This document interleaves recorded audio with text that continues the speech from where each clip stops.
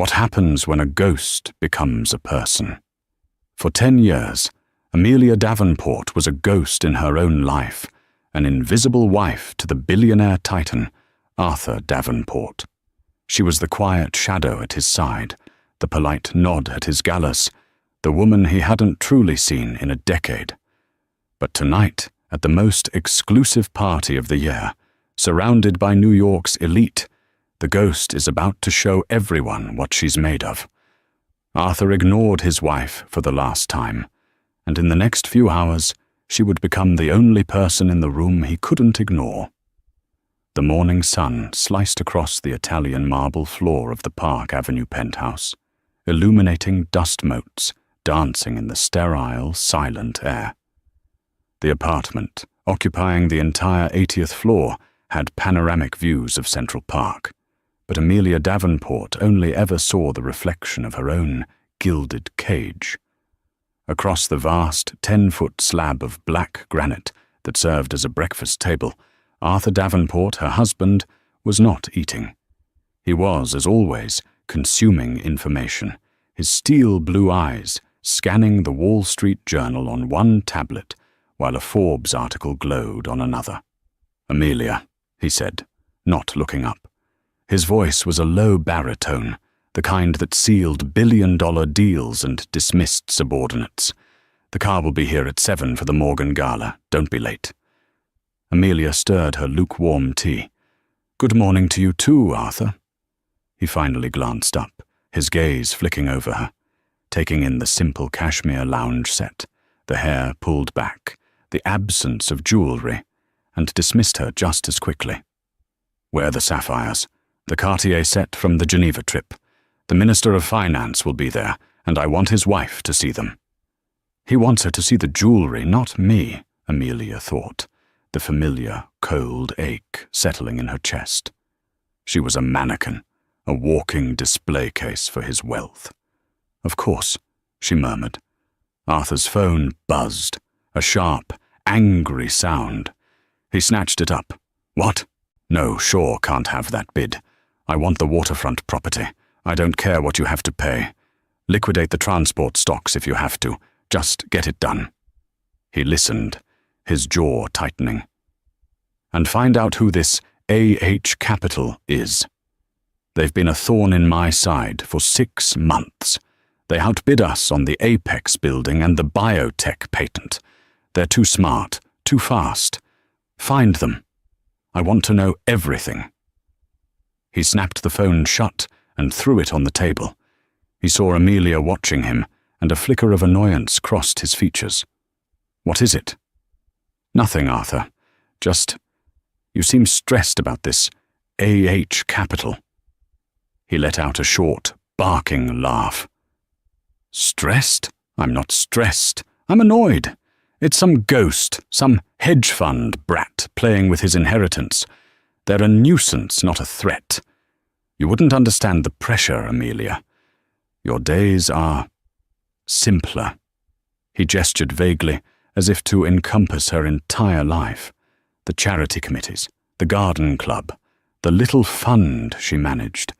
That little fund, as he called it, was the Isabel Hayes Foundation, an inheritance from her godmother that he'd never once asked about. He assumed it was for buying flowers for hospital lobbies. "Yes," Amelia said, her voice perfectly neutral. "Very simple. Good. Now, about tonight." He stood, straightening his bespoke Brioni suit jacket. "The centerpiece of the gala is the auction. They're selling the original Hudson Shipping Charter, the 1790 document. It's a piece of New York history. I want it." "Why?" Amelia asked, genuinely curious. Arthur looked at her, as if she'd asked why he needed oxygen. "Why?" "Because it's legacy, Amelia. It's the cornerstone of American commerce. It belongs in the lobby of Davenport Tower. It's a symbol. A symbol of what? Of power, of permanence. Gregory Shaw wants it. Victoria Sterling will probably bid just to annoy me. But I will have it." He walked over and, in a rare gesture, touched her shoulder. The The touch was cold, proprietary. Just smile tonight, Amelia. Look engaged. Don't wander off. And for God's sake, wear the sapphires. He left. The heavy penthouse door clicked shut, the sound echoing in the vast, empty room. Amelia sat alone, the park glittering below her like a carpet of jewels. She picked up her own phone, a simple device he never bothered to check. She opened an app, one hidden inside a folder marked Garden Plots. The screen lit up, not with flowers, but with the neon green and red of real-time stock tickers and secure messages. A text from her chief analyst read, "Davenport Holdings is liquidating transport. It's the move we predicted. Are we ready to acquire?" Amelia typed a reply. "Not yet. Wait for the dip. And regarding the Morgan Gala auction tonight, ensure our paddle is registered. Number 77. I'll be handling this one, personally." She closed the app, took a sip of her cold tea, and looked at her faint reflection in the black granite. "A simple life," she whispered. "We'll see." 10 years ago, Amelia Hayes had been a different person. She was a junior curator at the New York Historical Society, brilliant, passionate, and invisible in a different way. She was the researcher in the back room, the one who found the provenance, the one who lived in a tiny, book-filled apartment in the West Village. She met Arthur Davenport at a benefactor's dinner. He wasn't interested in the exhibit. He was there to network. But she had spoken for 2 minutes about a 19th century landscape, and he had been captivated, not by her, but by her poise. He saw her as a potential acquisition. She was elegant, educated, and most importantly, quiet. She came from good stock, but had no powerful family of her own, no competing empire. She would not challenge him. Their courtship was a series of scheduled appearances.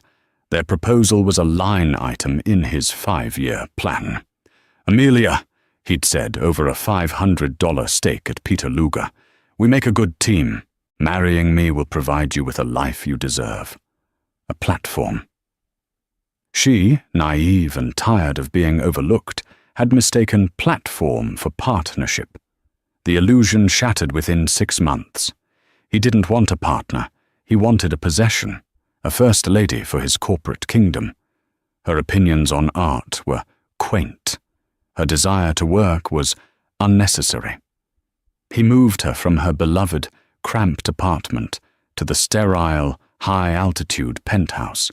He replaced her tweed blazers with Chanel and her research papers with seating charts. Then, 2 years into the marriage, her godmother, Isabel Hayes, passed away. Isabel had been the black sheep, a brilliant, eccentric woman who'd been a very early-stage investor in a dozen obscure Silicon Valley startups in the late 1990s. Amelia and Arthur sat in a stuffy lawyer's office on Wall Street. The lawyer, a man named Mr. Hemlock, read the will. After a few minor bequests, he came to the main one. "And the remainder of my estate," Hemlock read, adjusting his glasses, "including all holdings in the IH Tech portfolio, I leave to my goddaughter, Amelia Hayes Davenport. The current valuation is, well, this seems correct, approximately $940 million. Amelia's breath caught. Arthur beside her actually chuckled. "My apologies, Mr. Hemlock," Arthur said, patronizing. "Did you say 900 million? Isabel was a lovely woman, but she lived in a 1-bedroom in Palo Alto." "The woman," Mr. Hemlock said dryly, "was one of the primary investors in 3 separate unicorn tech companies that went public. The portfolio is liquid, diversified, and managed by Goldman Sachs. The number is correct. 940 million. Plus change." On the limousine ride home, Arthur had patted her hand. "Well, well. A nice little nest egg, Amelia. A little surprise. Good for you." He immediately began to discuss how they could leverage it folding it into his own holding company. "We'll put it to good use," he'd said. "A new wing for the museum, perhaps.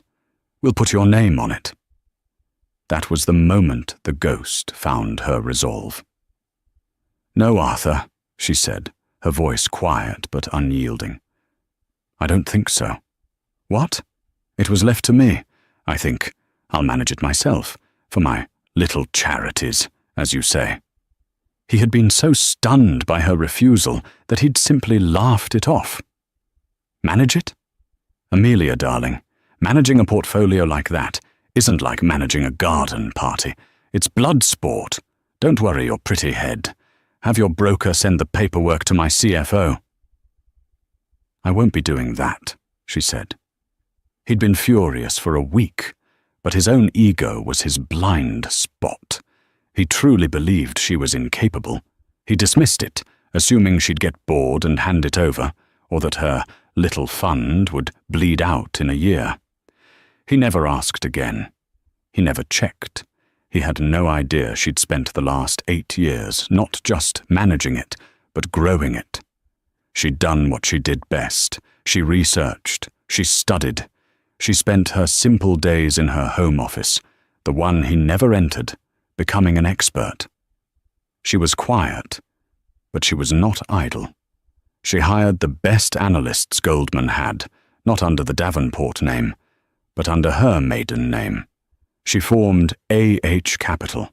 She turned $940 million into a multi-billion-dollar private equity firm. She bought distressed assets. She invested in green tech. She was the ghost the Wall Street Journal was writing about, the anonymous player who was too smart, too fast. Arthur was right. It was blood sport, and she was a natural predator. Tonight at the gala, she was wearing the Cartier sapphires, just as he'd asked. But the earrings felt different. They no longer felt like a leash. They felt like armor. The Morgan Library and Museum was a fortress of Gilded Age splendor. Its McKim, Mead and White architecture, a testament to old money and intellectual power. Tonight it was flooded with the new. Limousines, from Rolls-Royce Phantoms to electric Lucid Airs, deposited the 1% onto the illuminated pavement of Madison Avenue. When Arthur and Amelia Davenport arrived, the flashbulbs were blinding. Arthur soaked them in, one hand possessively on Amelia's lower back, steering her like a prized vehicle. He was magnificent in a bespoke Tom Ford tuxedo, a Patek Philippe 157G glittering on his wrist. Amelia, as requested, wore the sapphires. They were staggering, a necklace of deep, cornflower blue stones, surrounded by a constellation of diamonds with matching earrings. Her gown was a custom Oscar de la Renta, a deep midnight blue that made her skin look like porcelain. She was, by any measure, breathtaking. But no one saw her. They saw the sapphires, the dress, and the man she was attached to. "Arthur, marvelous!" A rival billionaire, Gregory Shaw, bellowed, clapping Arthur on the back. His eyes flicked to Amelia. "Mrs. Davenport? Lovely." He didn't wait for a reply, immediately turning back to Arthur. "Big night, eh? That charter. Hope you brought your checkbook, old man." "It'll be mine before the night is out, Greg," Arthur replied, his voice a confident rumble.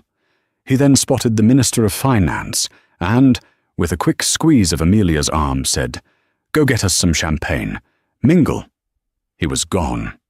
Mingle. The word was a joke. Mingling for her was an exercise in polite invisibility. She was Mrs. Davenport, a title, not a person. She procured a glass of Dom Perignon from a passing waiter and stood near one of the massive tapestry-hung walls, watching the room. It was a sea of power. Tech CEOs from Silicon Valley chatted with oil barons from Texas. Senators discreetly high-fived hedge fund managers. And then Victoria Sterling glided over. Victoria was everything Amelia was not. Loud, blonde, sharp-edged, and dripping in Bulgari Serpenti diamonds. She ran her father's media empire and was known for her brutal corporate takeovers and even more brutal social commentary. She had always treated Amelia with a particularly venomous condescension. "Amelia, darling," Victoria purred, air kissing the space near Amelia's cheek. "You came, and you're wearing the Cartier. Arthur must be so proud. They're almost as big as the ones he bought his, last protégé. You remember? The one from the ballet?" It was a low, deliberate blow, a reference to a rumor from 2 years prior. Amelia's smile didn't waver, but her eyes went cold as ice. "Victoria," Amelia said, her voice as smooth as silk. "What a stunning Givenchy. It's almost identical to the one I saw in last season's archives. It's so brave of you to be vintage adjacent." Victoria's painted smile twitched. She had been hit, and she knew it. "Well," Victoria recovered, taking a sip of her own champagne, "I'm just thrilled to be here. The auction is going to be divine. I heard Arthur wants the Hudson Charter. It'll look perfect in his new building. He always did have a flair for collecting expensive old paper." "He does enjoy his symbols," Amelia agreed. "He's all action, isn't he?" Victoria's eyes scanned the room, landing on Arthur, who was laughing boisterously. "That's what I admire. Power. Real, tangible power. Not everyone is built for it. Some people are just built to decorate." She let the insult hang in the air, then smiled brightly. "Now, if you'll excuse me, darling, I see someone important. Try not to get lost in the curtains." Victoria swept away, leaving Amelia in her wake. Amelia took a slow, deliberate sip of her champagne. The bubbles burst on her tongue. Decorate. Expensive old paper. She looked across the magnificent, vaulted atrium. She saw Arthur, holding court, basking in the light. She saw Victoria, laughing, her head thrown back. She saw Gregory Shaw posturing. They were all so loud, so convinced of their own importance. A waiter walked by. Amelia placed her untouched glass on his tray. She glanced at her own Patek Philippe, a simple, elegant Calatrava he'd never noticed she owned. It was 8:45 p.m. The auctioneer, Julian Croft, was tapping the microphone on the podium at the front of the room. He was a distinguished man from Sotheby's, known for his wit and his ability to coax millions from tight-fisted billionaires. "Ladies and gentlemen," Julian's voice boomed, "if you would please take your seats. The auction is about to begin." Amelia did not take the seat reserved for her at Arthur's table. Instead, she moved.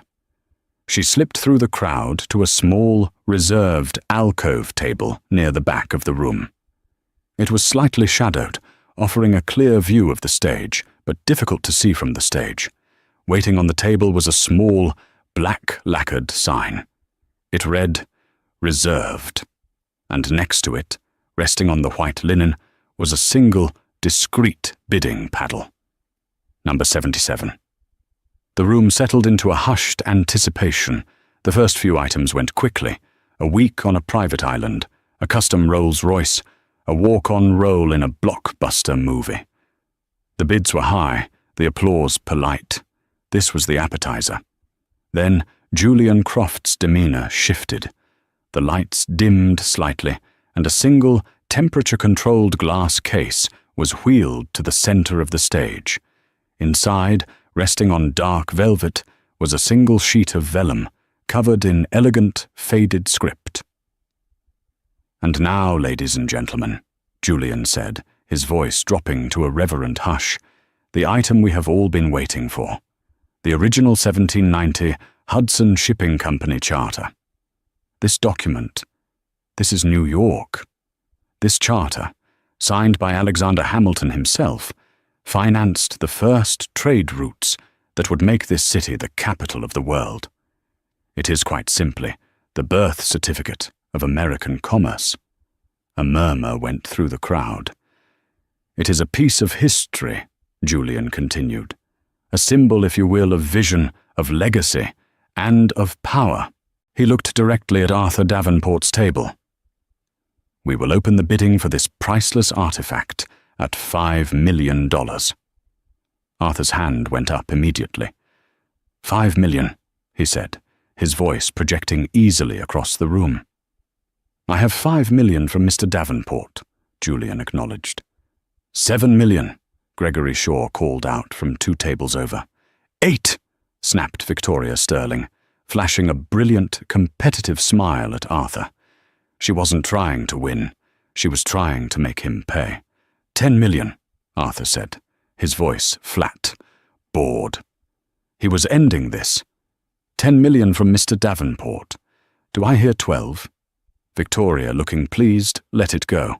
Gregory Shaw, however, leaned forward. $12 million. 15, Arthur said instantly, without blinking. He picked up his water glass, a signal of casual dominance. 15 million, Julian said, his eyes scanning. A remarkable sum. 15 million going once, going twice. A hand went up in the back of the room, a hand holding paddle number 77. "I have 16 million, Julian announced, a note of surprise in his voice. 16 million from the holder of paddle 77. Arthur, who had been about to take a sip of water, paused. He looked around, frowning. Who was it? He couldn't see the alcove clearly. He assumed it was an agent for a Saudi prince or a new tech baron from Austin. A nuisance. 20 million, Arthur declared, raising his voice. The alcove was silent for a beat.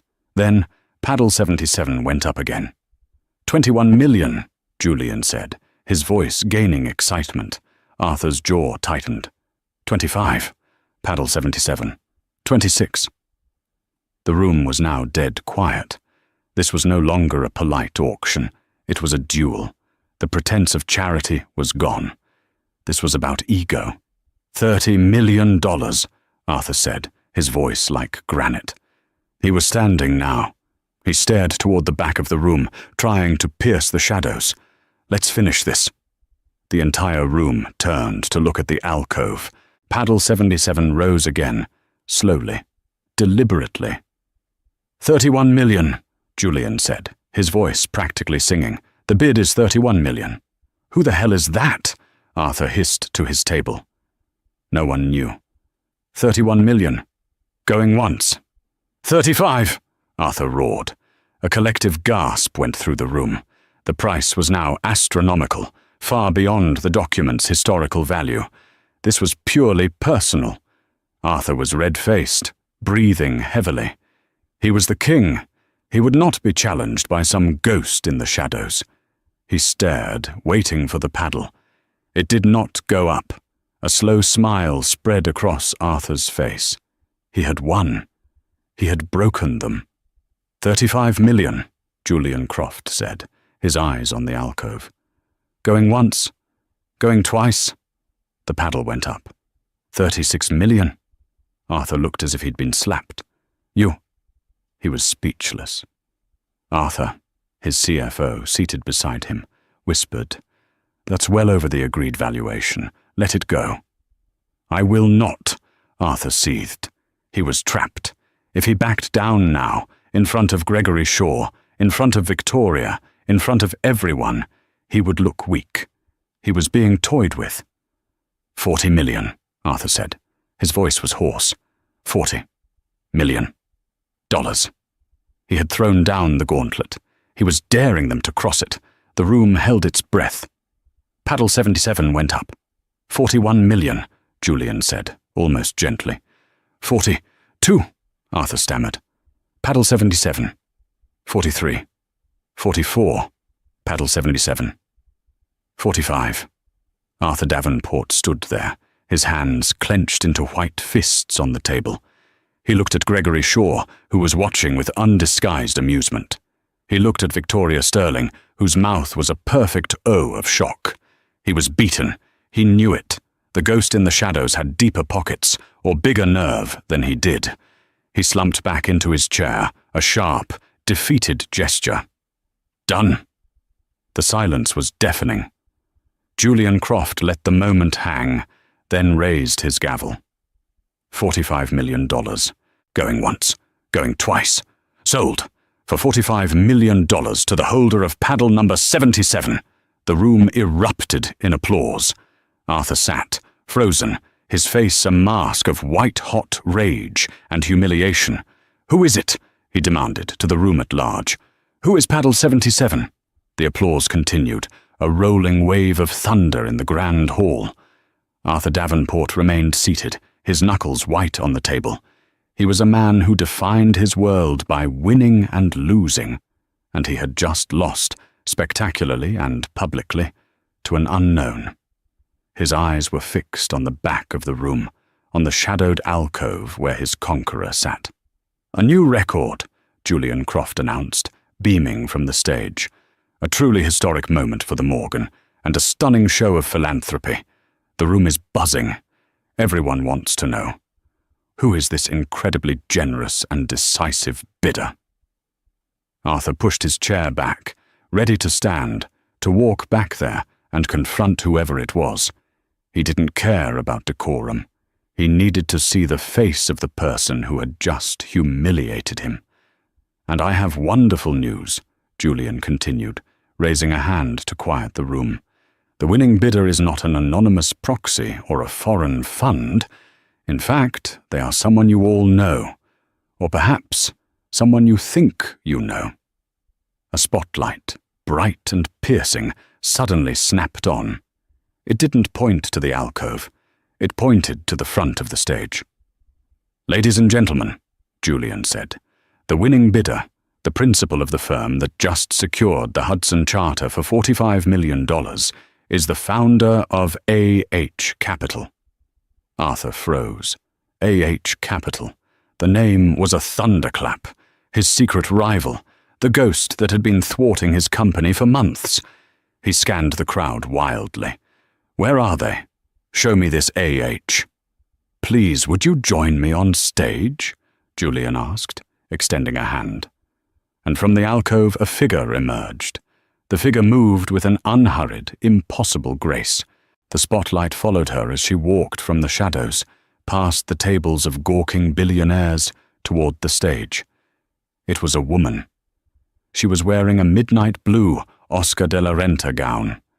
She was wearing the Cartier sapphires. It was Amelia. Time stopped.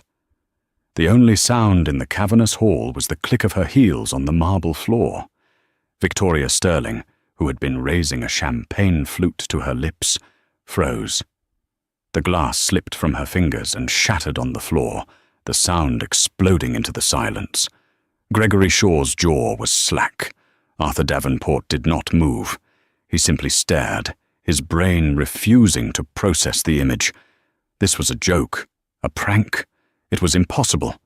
This was Amelia, his wife, his quiet, simple, decorative wife.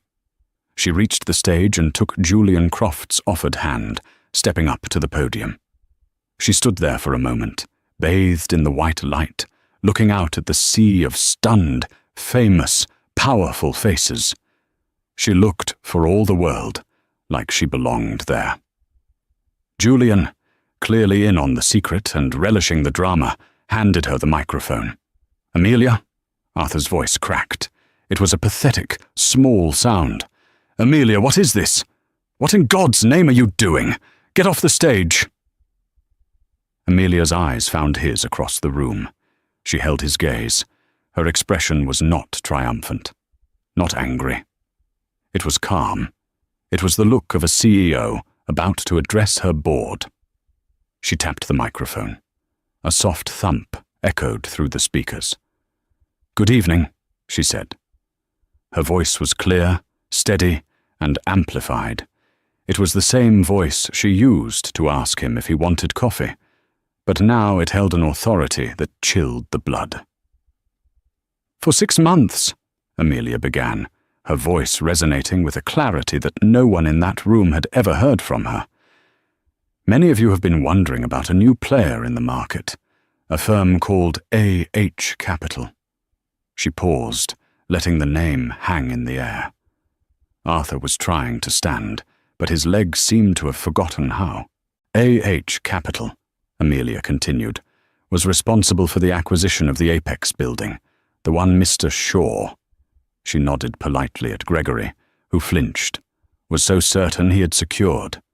We were also the firm that acquired the patents for the K Biotech firm, a move the Wall Street Journal called aggressively brilliant. She smiled, a small, tight smile. I've been called a ghost, a nuisance, a hedge fund brat. The truth is far simpler. Her eyes locked back onto Arthur's. His face was a canvas of white-hot confusion and dawning horror. A.H. stands for Amelia Hayes, she said. My name. The name I was born with. A.H. Capital is my firm.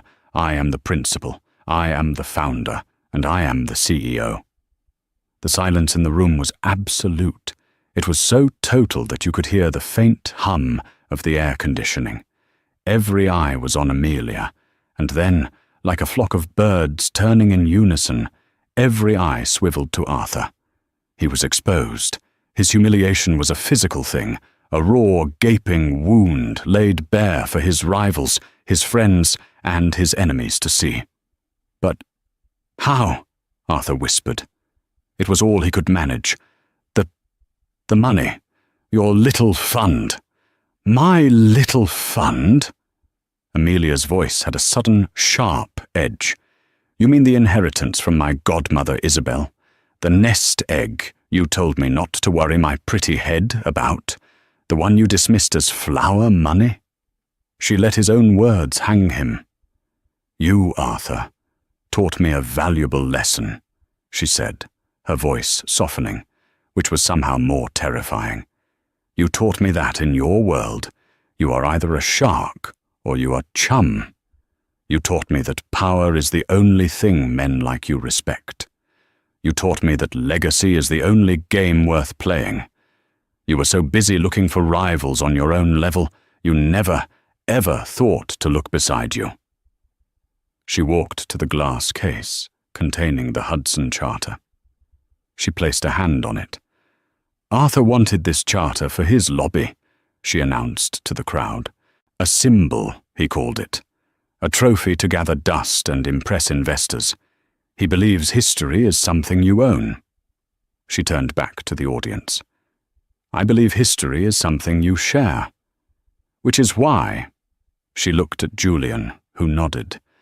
I, on behalf of A.H. Capital, will not be taking possession of this document. What? Arthur finally found his voice. You're giving it to me. He looked confused, a flicker of hope in his eyes. Amelia's gaze was withering. It was the look a scientist gives a failed experiment. No, Arthur, she said. I'm donating it.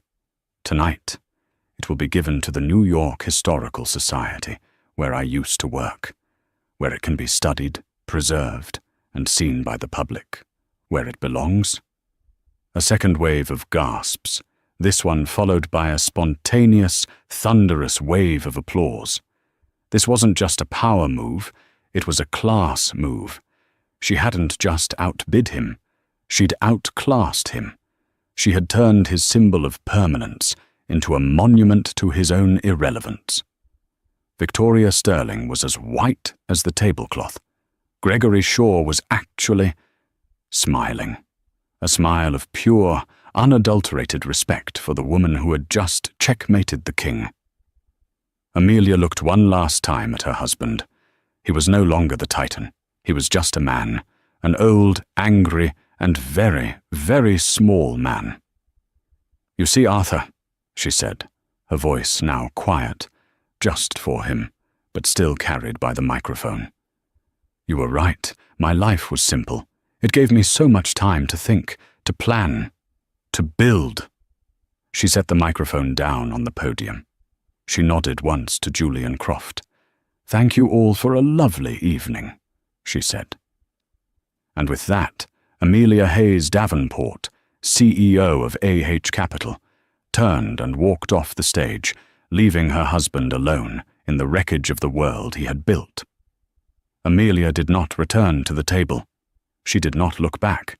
She walked with a straight spine and a steady pace, not towards the exit, but towards the museum's main rotunda, where the director of the New York Historical Society was standing, his face a picture of ecstatic disbelief. She went to him and shook his hand. Behind her, the party had fractured. The applause for her donation died down, replaced by a furious, electric buzzing of whispers. No one was looking at the stage anymore. All 300 pairs of eyes were fixed on one person, Arthur Davenport. He sat motionless, paralyzed. The spotlight on the stage had been turned off, but he felt as if 1,000 suns were burning him. He could hear the whispers. His own wife. A H capital? All this time. 45 million, just to donate it. My God. Did you see his face? She called it flower money. Victoria Sterling, recovering her composure, glided past his table. She didn't stop, but she leaned in close enough for him to hear her acid whisper.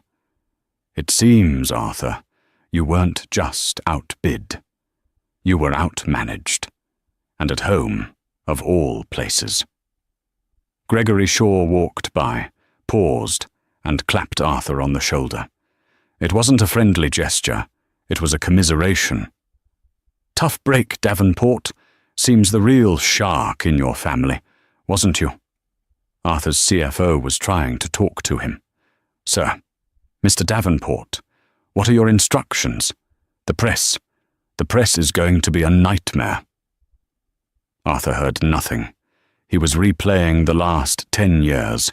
Every dismissal, every patronizing pat on the hand, every time he'd told her she wouldn't understand. He saw her in her study, the room he'd always thought was for her gardening correspondence, and he realized with dawning, icy horror that she had been running a multi-billion-dollar empire from a room 50 feet away from his own. He had been so obsessed with the ghosts in the market, he never realized the most dangerous person in his world was the one who slept next to him. She hadn't just built a fortune, she had done it in his shadow, using the very invisibility he had forced upon her as her greatest weapon. He finally, slowly, got to his feet. The room quieted again, watching him. He straightened his Tom Ford jacket, pulling at the lapels. He tried to muster the arrogance, the authority that had defined his entire life. It was gone. He was hollow. He looked for Amelia. She was by the grand staircase, speaking with the Minister of Finance, the very man he'd wanted to impress. The minister was not looking at her sapphires. He was listening to her with rapt, undivided attention, nodding eagerly. As Arthur watched, the minister laughed at something she said and shook her hand vigorously. She smiled, a real, genuine smile that lit up her entire face. It was a smile he hadn't seen in a decade. She had done more than stun the party. She had rewritten the narrative. She was no longer Mrs. Davenport, the invisible wife. He was now Mr. Davenport, the invisible husband. He began to walk towards the exit, not quickly, but like a man walking through deep water. No one spoke to him. No one met his eye. The crowd parted for him, a silent, damning courtesy. He pushed open the heavy bronze doors and stepped out into the cold November night. The air was sharp, biting. He heard the door click shut behind him. He was alone. Inside, the party was roaring back to life, louder than before. But now, it had a new center of gravity, a new sun. And everyone, from the waiters to the billionaires, was orbiting around Amelia. Arthur Davenport, the man who owned half of New York, stood on the curb on Madison Avenue, ignored by the city he claimed to rule, waiting for a car that, for the first time in his life, he wasn't sure would even come for him. The storm had arrived, and he was on the outside, looking in. Arthur Davenport did not remember the walk from the curb into his limousine. He moved in a state of suspended animation, a vacuum where the roar of his own ego had always been. The city lights of New York, usually a testament to his domain, blurred past the tinted windows like taunting smears of neon. His driver, Thomas, a man who had been with him for 15 years, a man whose children's private school tuitions Arthur paid without a second thought, didn't speak. He merely held the door, his face a perfect, professional mask. But his silence was different. It was not deferential. It was observational. Arthur, for the first time in his life, felt like a specimen. He sat on the plush leather, the limousine's interior suddenly feeling cavernous and cold. His phone, which he had left in the car, was on the center console. It was not ringing. He realized with a chill that no one would be brave enough to call him. They would be texting, emailing, tweeting. They would be dissecting him. He picked it up.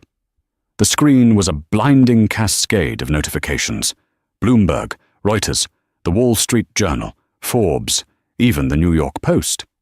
Galageddon, Davenport outbid, outed by secret CEO wife in 45 minutos auction stunner.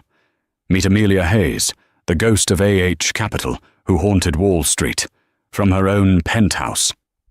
Davenport Holdings, DVPT, futures plummet, 12% in after hours, trading amidst revelation of spousal competitor. The last one sucked the air from his lungs. 12%. This wasn't just social embarrassment. This wasn't just marital strife. This was a catastrophic financial event.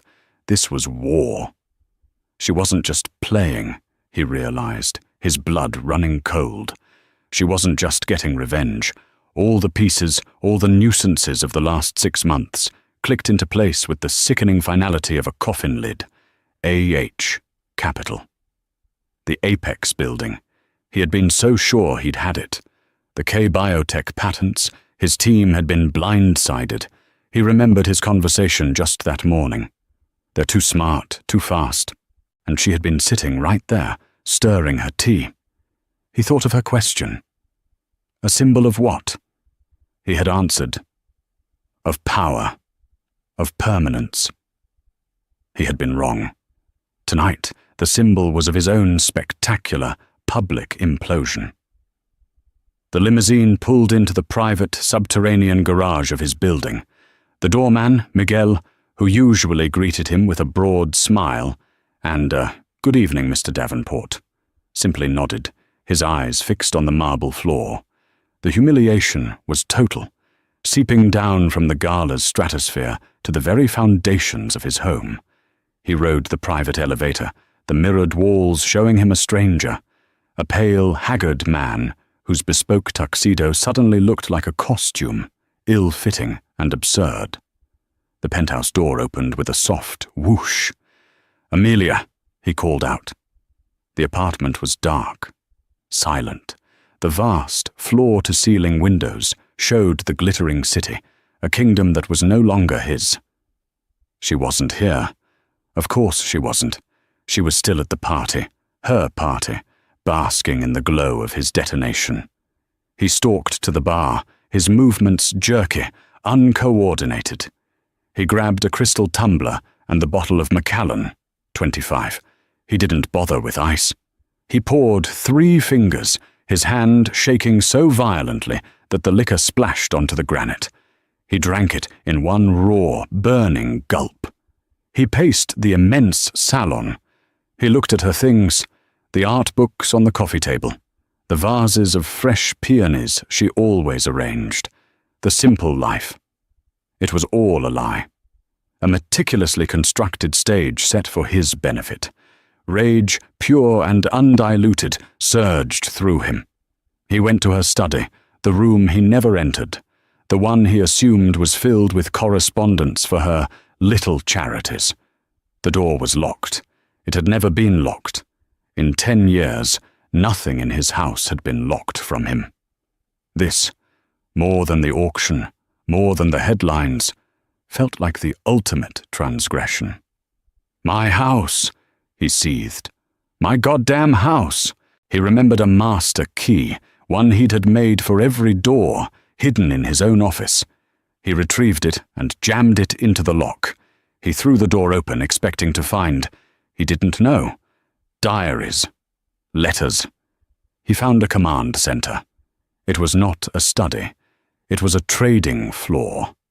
6 glowing monitors were arranged in a semicircle on a custom desk. A dedicated Bloomberg terminal hummed in the corner. In a closet, where he assumed she kept stationery, was a rack of blinking servers and a dedicated high-speed fiber optic line. Secure phones, multiple keyboards, and stacks of data analytics reports littered every surface. He was standing in the nerve center of AH Capital. He stumbled forward, grabbing a sheet of paper from a printer tray. It was a market analysis, printed that afternoon. He scanned it, his vision tunneling. Davenport Holdings, DVPT, Q4 exposure analysis. He read the bullet points, each one a nail in his coffin. Over-leveraged in transport sector, highly vulnerable to a short. Apex bid is purely ego-driven. Primary valuation is 20% lower. Cash flow reliance on Shanghai port lease is a critical weakness. And then at the bottom, in her neat, elegant cursive, he will have to liquidate transport to cover the gala auction, initiate acquisition of T Logistics bonds at market open. He dropped the paper. He understood. She hadn't just overheard him that morning saying he'd liquidate the transport stocks. She had caused it. She had been squeezing his other assets for months, a silent predator, forcing him into a corner where liquidating that stock was his only option. She hadn't just reacted to his plan. She had written it. This wasn't revenge, this was an execution. Meanwhile, back at the Morgan Library, the atmosphere had transformed. The moment Arthur had walked out, the shocked silence erupted into a deafening roar of conversation. Amelia Hayes, who had spent a decade as a ghost, was now the only person in the room. She was no longer standing alone. A crowd had formed around her, a dense circle of the most powerful people in America. "Ms. Hayes," Gregory Shaw said, muscling his way to the front. His face, usually florid and arrogant, was alive with a new, sharp respect. "Gregory Shaw, well, goddamn, that was the single greatest corporate play I have ever seen, inside a boardroom or out. The Apex deal. You got it for a steal. I was a fool." "You were bidding on speculation, Mr. Shaw," Amelia said, her voice cool and steady. "I was bidding on the zoning variance I knew would be approved." Shaw's eyes widened. "How could you know that?" "Because my firm funded the Green Initiative for that district," Amelia replied simply. "I've been working on it for 18 months. The building was just the final piece." Shaw stared at her. "I've been trying to get a waterfront development project off the ground for 2 years. Arthur was in on it. But, frankly, Miss Hayes, I'd rather partner with you. Would you be open to a meeting?" "Have your people call my people," she said, a line she had dreamed of saying for years. Before he could reply, Victoria Sterling slithered in, her Givenchy dress shimmering. Her face was a brilliant mask of forced pleasantry, her eyes burning with a mixture of hatred and desperate opportunism. "Amelia, darling," Victoria purred. "My goodness, it seems I profoundly misjudged. What a secret. And what you did, donating the charter, was simply inspired. So charitable, so clever. We must have lunch. My media group, Sterling Media. Perhaps we could do an exclusive profile. The woman who tamed Wall Street." Amelia looked at the woman who had called her decoration not 2 hours earlier. "Thank you, Victoria. That's a kind offer.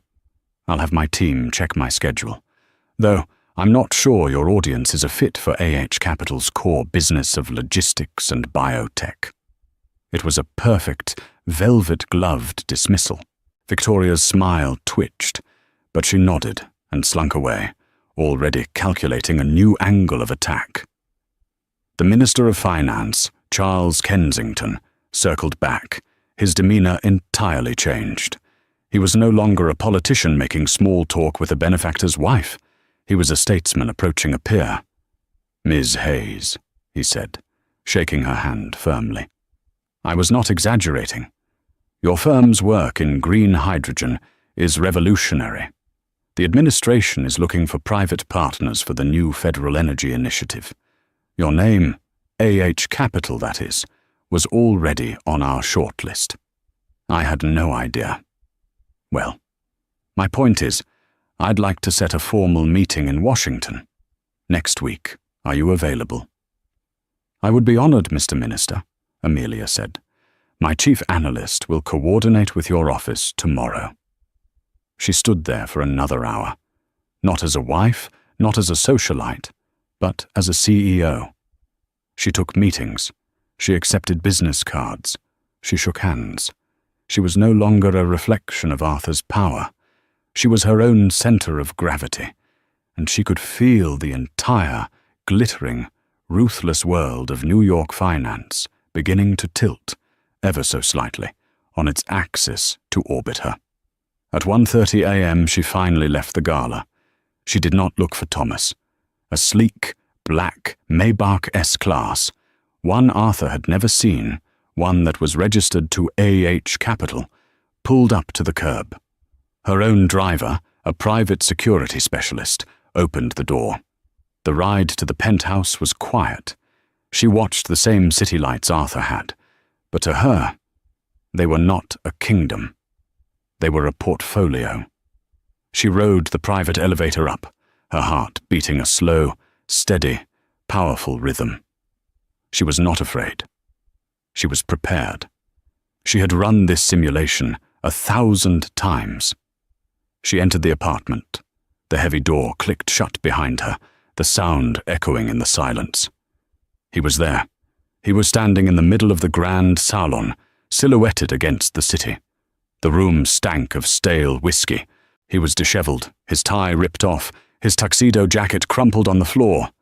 In his hand, he was clutching the exposure analysis report from her office. "You," he snarled. The sound was guttural, animalistic. The Titan was gone. This was just a man, cornered and bleeding. "You thieving bitch." Amelia was perfectly still.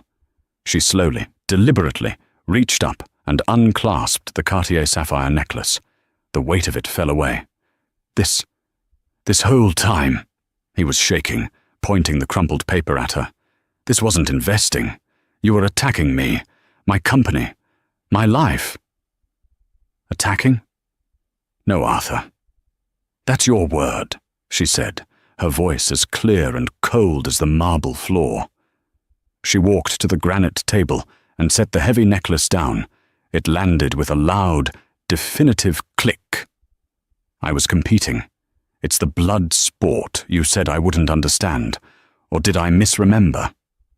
The Apex building, the K-Biotech.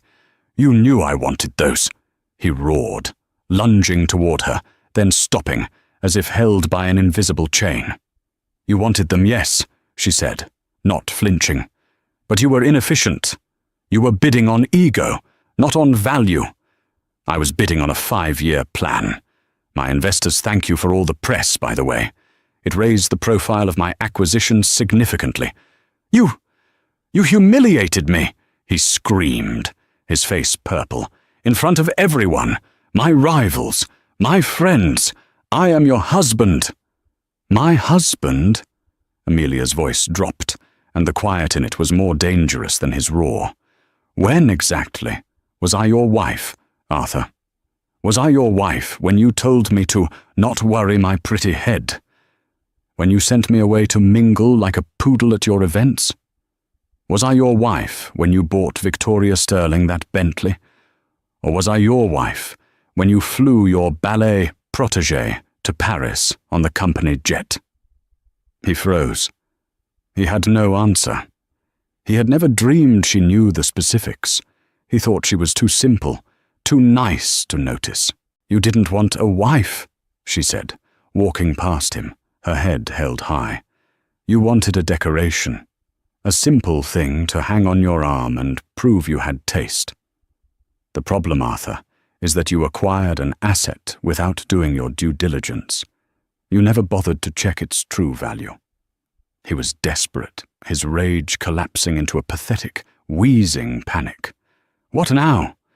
What do you want? You're going to divorce me? Take half, is that it? You want half of what's mine. Amelia stopped at the entrance to the bedroom hallway. She turned, her face silhouetted by the moonlight. Half, she said. And for the first time that night, she laughed. It was not a sound of mirth. It was a sharp, chilling, terrifying sound. Oh, Arthur, darling, you still don't get it, do you? She took a step toward him. He instinctively recoiled. I don't want half of your company. I don't want your permission to leave. I don't want anything from you. Then what is this? He pleaded. What do you want? Amelia looked at him, her eyes as cold and clear and deep as the sapphires she'd left on the table.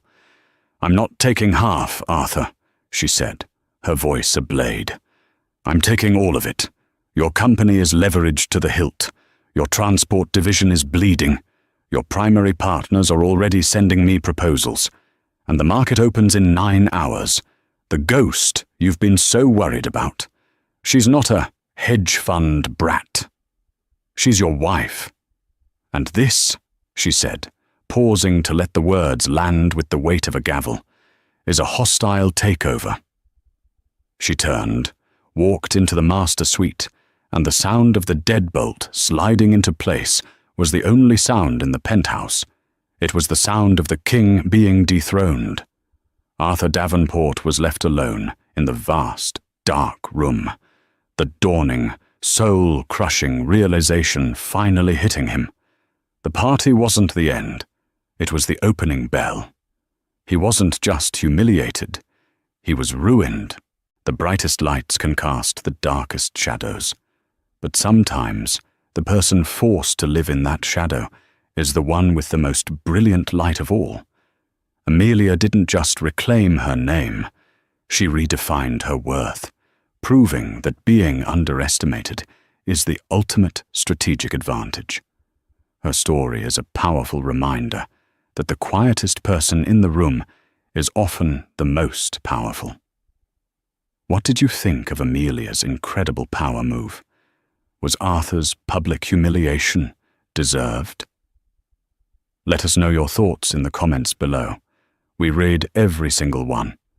If you enjoyed this story of justice and a stunning transformation, please give this video a like and share it with someone who loves a story where the underdog finally wins. And for more dramatic, real-life stories like this one, be sure to subscribe to our channel and ring the bell so you never miss an update.